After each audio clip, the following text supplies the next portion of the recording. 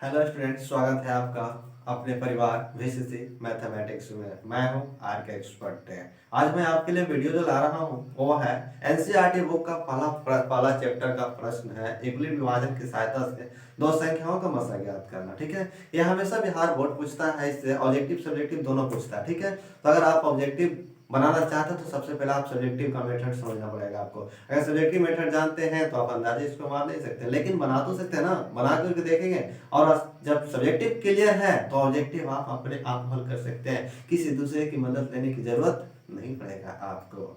हाँ, अगर आप नए व्यूअर हैं तो चैनल को सब्सक्राइब कीजिए और बेल आइकन को दबाइए ताकि हर एक वीडियो का नोटिफिकेशन आपके पास पहुंच सके। और वीडियो पसंद आए तो लाइक कीजिए, अन्यथा पसंद ना आए तो अनलाइक कीजिए।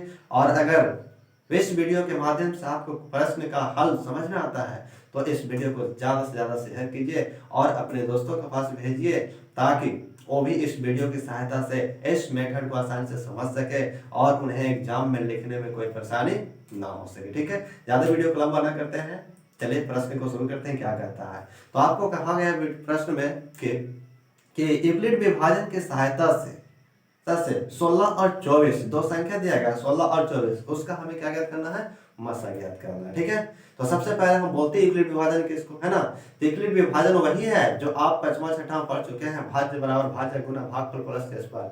सिर्फ इसका रूप अलग हो गया है लेकिन मेथड सिर्फ वही रहता है, फॉर्मूला तो वही है, भाज्य बराबर भाज्य गुने भागफल प्लस शेषफल। इसमें भाज्य को बोला गया ए, भाजक को बोला गया है बी, भागफल को बोला गया है क्यू और शेषफल को बोला गया है आर। इस हम सम्मिलित रूप में कहते हैं ए बराबर बी क्यू प्लस आर, जहां zero less equal R less B होती है। ठीक है, इस तरह से हम प्रश्न को हल करते हैं। ठीक है, देखिए बोर्ड पे आपको लिखकर हम समझा देते हैं। पहले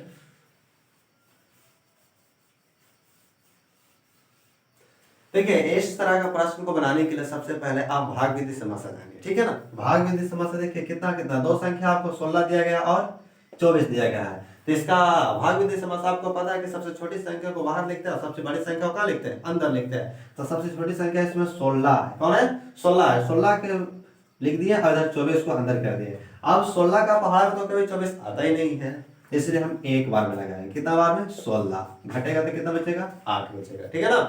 अब 8 और 16 में छोटा कौन है, इस तरह से भाग देते हैं क्योंकि छोटा से बड़ा में भाग हमेशा पड़ता है मसा में। तो इसमें 16 बड़ा हो गया और 8 क्या हो गया, छोटा। अब 8 को यहीं पे आप घेरिए और 16 को बीच में रखेंगे, 8 दूनी के 16। ये लो हमारी क्वेश्चन फिनिश हो गया है। फिर ये हुआ क्या, यूक्लिड विभाजन की सहायता से नहीं हुआ, अभी ये भाग विधि की सहायता से हुआ। तो कट गया, शेषफल शून्य प्राप्त हो गया है, तो मसा कितना आ जाएगा, यानी महत्तम समपवर्तक मेरा 8 आ गया। ठीक है, इस तरह से अब हमें करना है यूक्लिड विभाजन की सहायता से। तो यूक्लिड विभाजन की सहायता से बनाने से पहले सबसे पहले आपको भाग विधि समस्या सॉल्व कर लेना है। ठीक है, उसके बाद चलेंगे यूक्लिड विभाजन से। यहाँ आप लिखिएगा क्योंकि यूक्लिड विभाजन की सहायता से, यूक्लिड विभाजन यूक्लिड विभाजन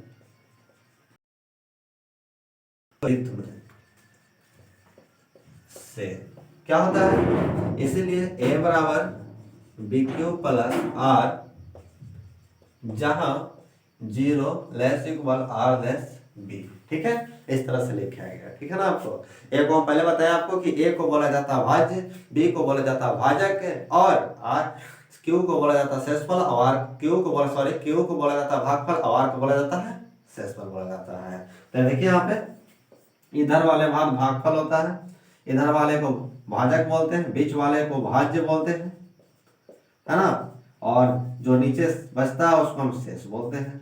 ठीक है, ये हो गया भाजक, ये हो गया आपका भागफल। ठीक है, तो सबसे पहला भाग देखिए कि हम भाग विधि में क्या कि यहां से यहां तक मेरा पहला भाग है, शेषफल तक लेकर भाज्य भाजक भागफल और शेषफल तक का पहला भाग यहां तक हो जाता है आपका। तो सबसे पहला क्या खोजा आपसे कि a बराबर खोजा जाता है। a को हम क्या बोलते हैं, भाज्य बोलते हैं, b को भाजक बोलते हैं, q को भागफल बोलते हैं और r को शेषफल बोलते हैं। ठीक है, तो सबसे पहले हमको a खोजा, तो इसमें a कौन हो जाएगा, 24 हो जाएगा। क्या हो जाएगा, समझ में आ रहा है, 24 होगा क्योंकि बीच वाले बड़े संख्या को भाज्य बोला जाता है। तो भाज्य में देखिए यहाँ पे हम लिख देंगे 24। ठीक है, 1 टेप और 24 के बाद देखिए बी खोजना है, तो बी मतलब होता है भाजक। क्या होता है? भाजक। तो भाजक इसमें कितना है? 16। कितना है? 16। और ये दोनों गुणा के रूप में है। ठीक है, गुणा के रूप में है। क्यू खोज रहा है, क्यू का मतलब होता है भागफल। तो हम 8 से तो नहीं, 16 से लगाएं, कितने बार है भागफल? एक बार में लगा, तो एक यहाँ पे आ जाएगा, प्लस आर का मान तो शेषफल होता है, शेषफल मेरा 8 बचा था। ये हो गया पहला चरण। दूसरा चरण में आइए, देखिए यहां से यहां तक दूसरा चरण इसका कहला रहा है। ठीक है, यानी शेषफल मेरा शून्य आ गया। क्या आ गया? शून्य आ गया है। हमको जब तक शून्य नहीं आता तब तक हमें उसका आंसर पता नहीं चल पाता है। ठीक है, तो हमें किसी भी कोई भी परिस्थिति में आपको मसा का काट छाट के शून्य शेष आना ही चाहिए। ठीक है, शेष तो शून्य आ ही गया है। अब दूसरी चरण में क्या कर सकते हैं? फिर लीजिए भाज्य। भाज्य हो गया 16। भाजक खोज रहा, तो भाजक आपका 8 है, 8 ले लेंगे, गुना भागफल खोजा, भागफल को हम 2 से लगाए थे, 2 कर देंगे, शेषफल मेरा तो शून्य आ गया। जब इतना आपको शून्य प्राप्त हो जाए तो बस आप कुछ नहीं कीजिए, इसके आगे आपको हल करने की कोई जरूरत नहीं है। सिर्फ 2 लाइन से 3 लाइन हिंदी लिखना आपको, बस आपको 2 नंबर मिल जाएंगे इससे। ठीक है ना? हम निश्चित है कि बिहार बोर्ड आपको 1 नंबर भी नहीं काटेगा इसमें। 2 का 2 यानी फुल मार्क्स में फुल मिलेगा आपको। 2 नंबर का है तो 2 नंबर मिलेगा। अगर 1 नंबर में पूछेगा तो 1 नंबर मिलेगा। ठीक है, आगे 5 नंबर का तो हो नहीं सकता है। 5 नंबर कहने का मतलब लंबा दीर्घ उत्तरीय प्रश्न। तो दीर्घ उत्तरीय प्रश्न है नहीं आपके, ये लघु उत्तरीय प्रश्न है। सिर्फ 2 नंबर आपको दिला सकता है। इसकी सहायता से आप 2 से 3 ऑब्जेक्टिव भी सोल्व कर सकते हैं। अगर आपसे पूछ दिया ऑब्जेक्टिव में कि 2 संख्याओं को यूक्लिड विभाजन की सहायता से ज्ञात किया जाता है, तो आप समझ जाइएगा क्या ज्ञात किया जाता है? मसा ज्ञात किया जाता है। ठीक है, 4 ऑप्शन आपको दिया जाएगा, 4 ऑप्शन में आपको मसा भी दिया जाएगा एक, तो आपको मसा में टिक लगाना है, जो कि इसका राइट आंसर होगा। ठीक है, आगे देखिए कैसे हिंदी इसका लिखते हैं। हमको शेष क्या प्राप्त हो गया? शून्य। तो यहाँ पे लिखेंगे चूंकि शेष शून्य आ गया, शेष शून्य आ गया, आ गया, बस इतना लिख दिए। थोड़ी सी कष्टी और है, लेकिन कष्टी नहीं है। 2 नंबर लेना है तो जरूर लिखना तो पड़ेगा ही। लिखेंगे अतः जिस क्रिया के अंत में, जिस क्रिया के अंत में शेष शून्य आता है, शेष शून्य आता है, तो उसका मसा, तो उसका मसा बी, यानी बी को क्या बोला जाता है? भाजक होता है। इसीलिए मसा बराबर अर्थात महत्तम समापवर्तक। देखिए, यानी इसको ए बोला जाता है, इसको बी, इसको क्यू, इसको आर। तो हमें बी को लेने बोला था। बी यहाँ पे कितना? 8 है, तो हमारा फाइनली आंसर हो जाएगा 8। ठीक है, के अनुसार देखिए एक क्वेश्चन और चलते हैं। ठीक है, एक क्वेश्चन देख लीजिए। अगले क्वेश्चन कहता है कि यूक्लिड विभाजन की सहायता से 870 और 225 का मसा ज्ञात कीजिए। यूक्लिड विभाजन की सहायता से 875 और 225 का मसा ज्ञात करना है। ठीक है, जगह कम है, इसके लिए तो हमें मिटाना पड़ेगा ना, इसलिए कोई काम कीजिए कि आप स्क्रीनशॉट ले लीजिए। पहले आप ले लीजिए स्क्रीनशॉट, ले लिए? चलिए ठीक है, अब इसे हम मिटा देते हैं।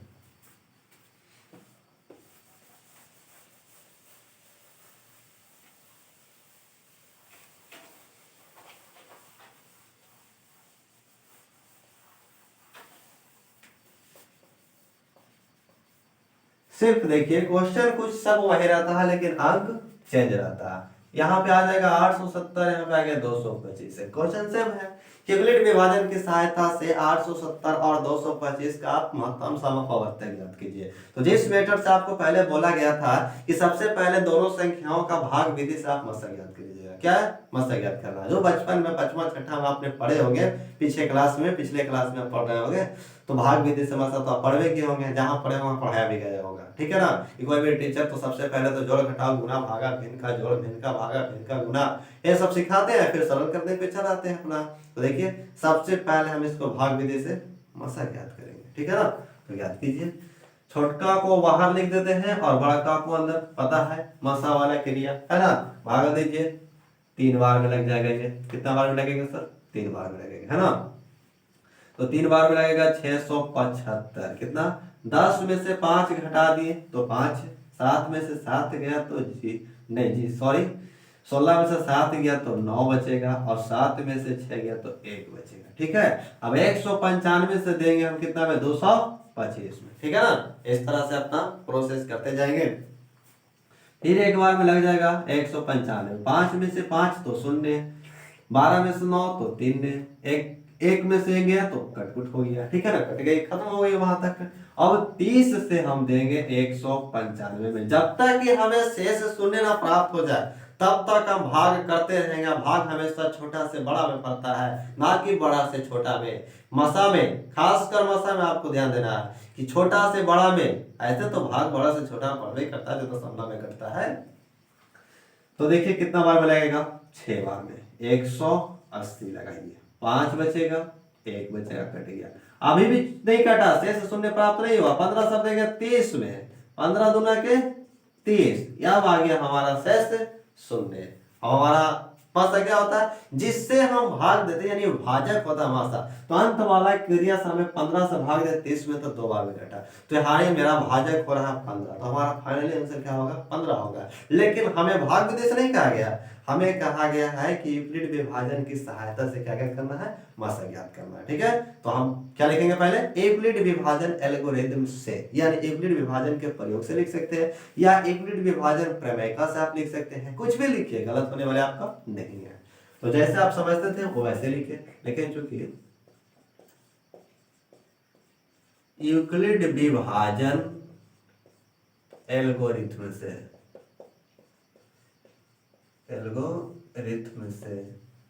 इसीलिए a बराबर बी क्यू प्लस आर, जहां 0 less equal R less B होता है। ठीक है, ए का मान देखिए पहली स्थिति, ये यहां से यहां तक आपका ये पहली स्थिति हो गया। क्या हो गया? पहली स्थिति। और आप यहां से यहां जाइएगा तो ये आपका शेष तक हो गया दूसरी स्थिति, और यहां से यहां लीजिएगा तो आपका हो गया तीसरी स्थिति, और यहां से आ जाएगा तो आपका हो गया चौथी स्थिति। यानी हमें 4 चरण प्राप्त हुए हैं। चारों चरण को आपको यूक्लिड विभाजन प्रमेय के रूप में लिखना है, अर्थात भाज्य बराबर भाज्य गुने भागफल प्लस शेषफल होता है। देखिए ए को बोला जाता है भाज्य, तो सबसे पहले चरण का भाज्य हमें 870 दिखाई दे रहा है, तो आपको यहाँ पे लिख लेना 870। बी मतलब भाजक हमें दिखाई दे रहा है कितना? 225 गुना भागफल हम कितना से लगाए थे? 3 से लगाए थे। हमें शेष कितना प्राप्त हो रहा है?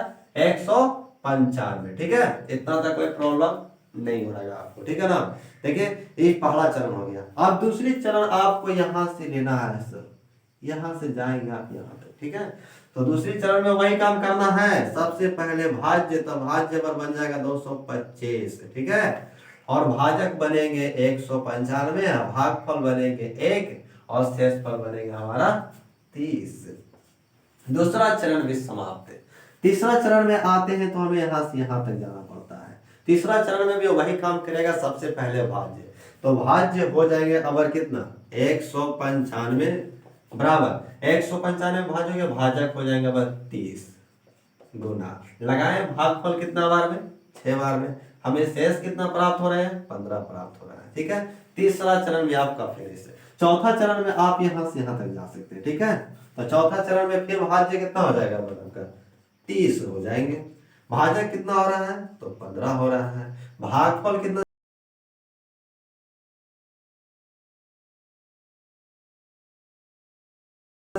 क्योंकि हमें शेष क्या प्राप्त हो गया है? शून्य प्राप्त हो गया है। जब शून्य प्राप्त हो जाता है तो हमें यह प्रक्रिया अंत होती है। सिर्फ हमें 2 लाइन हिंदी लिखने की जरूरत होती है, जिससे समझने में आसानी होता है चेक करने वाले को, और आपको फाइनली 2 नंबर मिल जाता है। तो आप लिखिएगा यहाँ पे सिंपल सी बात में कि चूंकि शेष शून्य आ गया है, शेष शून्य आ गया है, शेष शून्य आ गया है, बस हो गया। और अतः जिस क्रिया के अंत में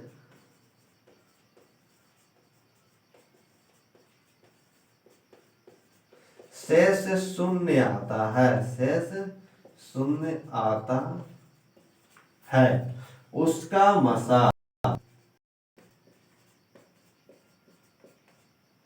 सभी यानी भाजक होता है। क्या होता है?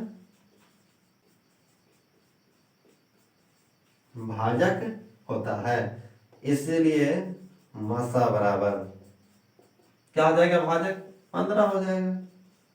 तो ये हो गया आपका फाइनल आंसर जो आपको देंगे पूरे 2। ठीक है, इसी तरह से आप वीडियो अंत तक देखते रहे, देखें, समझ में आ गया होगा। आशा तो है कि आपको समझ में आया होगा। अगर समझ में आया तो अभी भी अगर सब्सक्राइब न किए हैं तो सब्सक्राइब कर दीजिए, और समझ में आता है तो इसे दूसरे अपने दोस्तों के पास शेयर कीजिए, ताकि वीडियो से उनको भी समझ में आए और वो भी आपकी तरह 2 नंबर लेने में कामयाब रहे। इस तरह से आप अगर समझ गए हैं तो आपको कहीं भी पूछा जाए प्रश्न इस तरह से बनाइए तो कभी गलत होने वाला नहीं है। ठीक है, मिलते हैं आपको नेक्स्ट वीडियो लेकर आएंगे आपके लिए। फिर से हम 1.2 का मसा तो आप सीख गए हैं, अब लेकर आएंगे हम कि शांत संख्या और अशांत संख्या को कैसे पहचानेंगे परिमेय संख्या में। ठीक है, अगले वीडियो में लेकर आएंगे। चलिए, तब तक के लिए जाने की अनुमति दीजिए।